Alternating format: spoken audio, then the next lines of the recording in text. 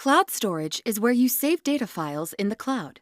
Certain storage must be attached to a compute node before the storage can be accessed, whereas other storage types can be directly accessed either through the public internet or a dedicated private network connection.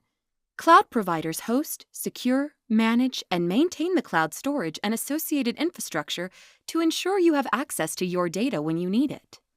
Cloud storage services allow you to scale your capacity as you need, so you only pay for what you provision, usually on a per gigabyte basis. The cost of storage will vary by type, but in general, the faster the read-write speed of the storage, the higher the per gigabyte cost. Cloud storage is available in 4 main types: direct attached, file storage, block storage, and object storage. Direct attached storage, sometimes referred to as local storage, is storage which is presented directly to a cloud-based server and is effectively either within the host server chassis or within the same rack. This storage is fast and normally only used to store a server's operating system, although it can have several other use cases. The main 2 reasons why direct attached storage is not so great for other uses besides to store the operating system is that it's typically ephemeral, meaning that it only lasts as long at the compute resource it's attached to.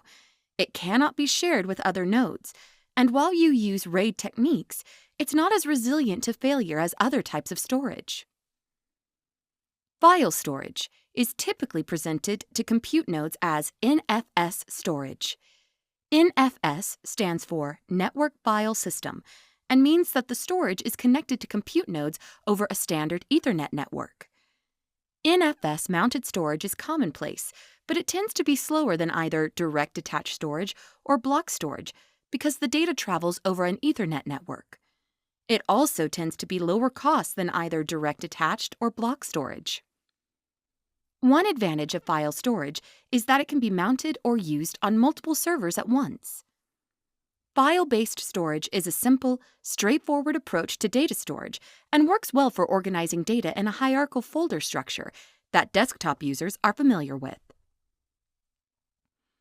Block storage is presented to compute nodes using high-speed fiber connections, which means that read and write speeds are typically much faster and reliable than with file storage, making block storage suitable for use with databases and other applications where disk speed is important. You typically provision block storage in volumes, which can then be mounted onto a compute node, which it then effectively sees as another hard drive. Volumes can normally only be mounted onto one compute node at a time. With both file and block storage, you may also hear the term IOPS. IOPS stands for Input-Output Operations per Second and relates to the speed of the storage, or, to put it another way, how quickly data can be read from or written to the storage. We'll cover this in a little more detail in a later video. Persistence is a term that is used when provisioning file or block storage and relates to what happens to the storage once the compute node it is attached to is terminated. If the storage is set to persist, then it will not be deleted along with the compute node, meaning that it and its data are preserved and available to mount onto another compute node, though you will continue to pay for the storage.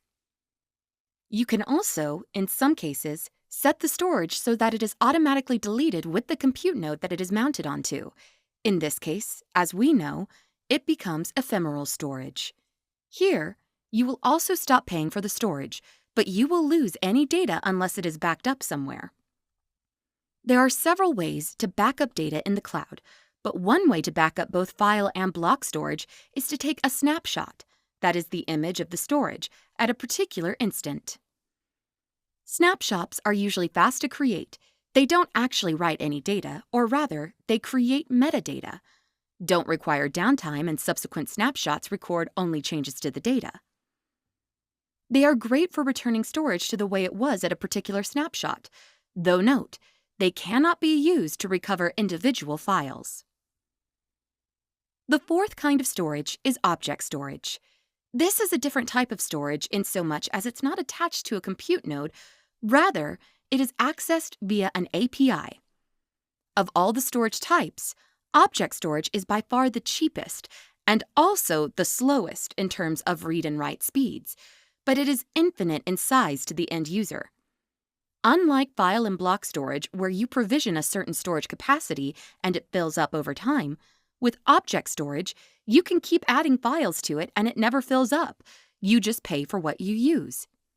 This makes object storage a fantastic repository for all sorts of unstructured data types, large and small, including documents, video, logs, backups, data from IoT, application binaries, and virtual machine images. In the following videos, there will be more detailed information on the different types of storage.